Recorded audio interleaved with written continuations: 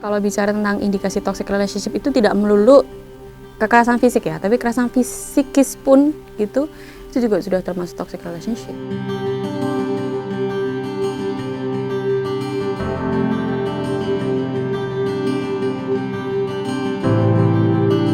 Oke, perkenalkan, nama aku Abigail. Aku Rumi. Nama aku Ilham. Nama aku Farah.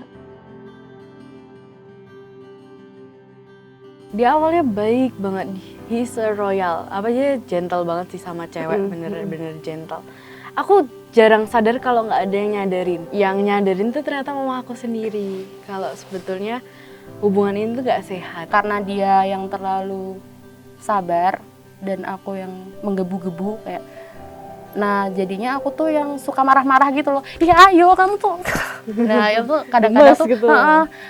Yang aku keluarkan tuh unkontrol. Aku ngerasa setelah putus sih, aku taunya kalau awal-awal itu ternyata kayak love bombing.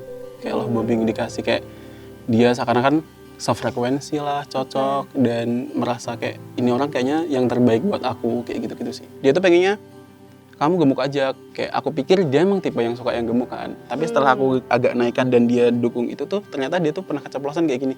Kalau kamu gemuk kan nanti enak, gak ada lagi yang mau sama kamu. Kemarin sih sempet kayak mama tuh bilang udah deh nih stop karena ini tuh menurut mama udah deh cukup gitu loh. Semakin hari semakin semakin marah-marah, semakin enek, itulah jadinya toksik. Aku jadinya toksik gitu loh, jadi kayak kamu tuh ya gitu deh, sampai mengeluarkan kata-kata yang menurut aku tuh sangat menyakitkan sih kalau dibaca kembali. Itu mulai kayak kok jadi kayak gini ya, kok aku jadi kayak tawanan perang yang aku nggak bisa kemana-mana kayak gitu.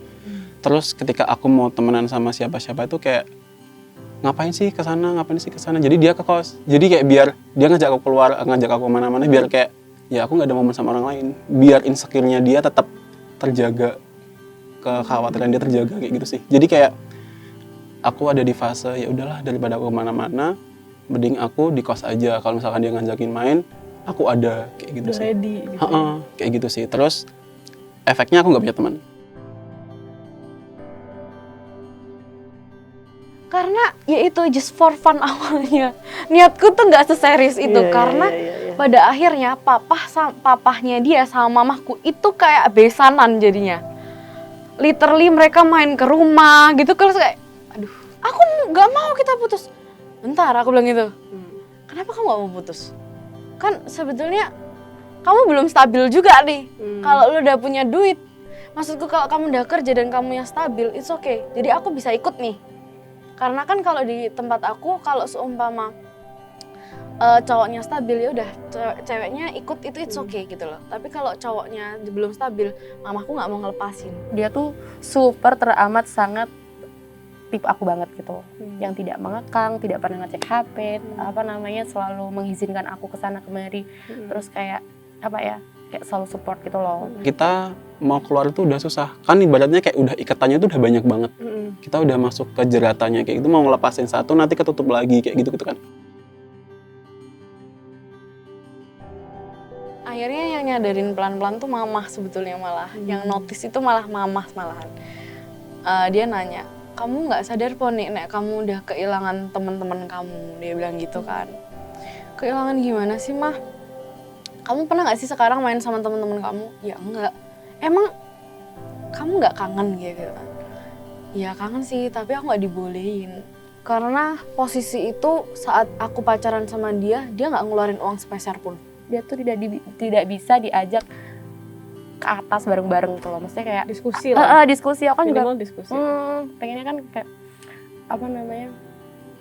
ada keluhan apa, kan soalnya aku selalu menyampaikan keluhanku, misalnya aku tidak suka ini, aku tidak suka itu, aku tuh bilang itu, ataupun aku temen gibah pokoknya dia tuh Besti. Tapi dia tidak memperlakukan hal yang sama kayak aku. Aku sadar kalau ternyata dia insecure selama ini, dia takut, dia overthinking. Pokoknya aku tuh merasa kayak punya tugas gimana caranya hubungan itu tetap berjalan kayak gitu loh. Karena ini pertama kalinya awal pacaran. Langsung trauma gak sih habis punya pertama kali pacaran terus dapat pacarnya yang toksik lagi? Sampai hari ini aku belum berani pacaran. Soalnya kita udah lama kan, saya udah 7 tahun gitu loh, udah aku anggap pokoknya bestie banget, pokoknya teman gibah gitulah intinya. ya masa kamu hal kayak gitu aja masih buat sendiri, jadi fungsinya aku nih apa nih di hidup kamu gitu kan, kalau nggak buat keluh kesah kamu kayak diskusi dan sebagainya gitu loh. Aku kayak it's the right thing. Aku selalu berpikir kayak apakah ini benar gitu loh. Akhirnya aku memutuskan untuk udahan. Aku tuh menemukan orang yang wah ini yang aku idamkan gitu, tapi di sisi lain nggak bisa nih kalau kayak gini terus. Ya, semoga dia sadar ya kalau dia itu tipe yang insecure dan posesif dan overthinking. Kayaknya lebih baik kamu cari bantuan kayak kalau nggak psikolog ya psikiater kan, buat membantu kamu untuk menyelesaikan ke-overthinkingan dan ke-insecurean kamu sebelum kamu ketemu orang baru lagi kayak gitu. Jangan sampai orang yang baik-baik aja, orang yang mentalnya normal atau nggak ada apa-apa malah jadi korban yang harus bertanggung jawab atas ke-insecureanmu dan ke-overthinkinganmu. Dia tuh cemburuan orangnya. Jadi nggak suka nih aku main sama teman aku ini yang SMA yang kuliah bareng di Jogja. Jadi dia kayak nggak suka gitu loh. Ternyata dia sering ngomongin aku di belakang, dan dia tuh nggak suka kalau aku main sama teman aku ini. Apalagi aku sekarang kan sibuk di kuliah, aku kan ilkom ya. Jadi sering banget syuting gitu tugasnya, sering keluar ke sini. Tapi dia tuh ngiranya aku main gitu loh. Jadi curigaan, jadi saling bohong satu sama lain. Ya jadi kayak nggak sehat aja ngeliatnya, sempet sakit hati. Cuman karena dia udah jelasin enggak sebenarnya gini. Oh oke, jadi ternyata kenyataannya adalah seperti ini gitu.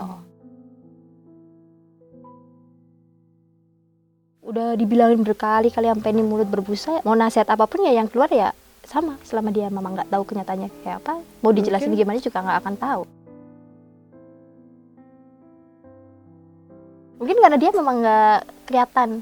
Oh dia nggak pernah upload Nggak story pernah. gitu ya? Mereka modelannya yang Instagramnya digembok tapi nggak ada fotonya. Tapi dia jadi selamanya jadi bakal kayak gitu dong, nanti ketemu circle yang baru lagi dia akan seperti itu dong.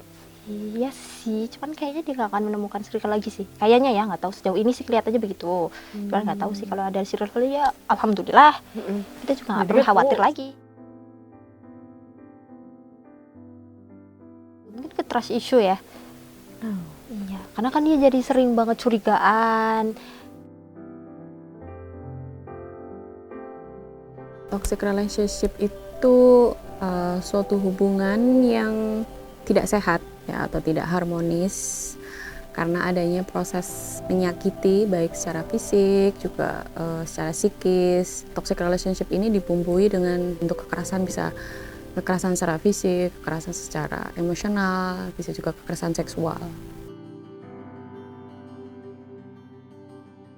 Seorang itu perlu menyadari ya ketika ada atau merasakan kekerasan secara fisik maupun secara psikis, ini bisa dikatakan pencemburu yang akhirnya membatasi ruang gerak pasangannya untuk melakukan aktivitas gitu ya, apapun misalnya hal yang positif pun mungkin tidak disupport.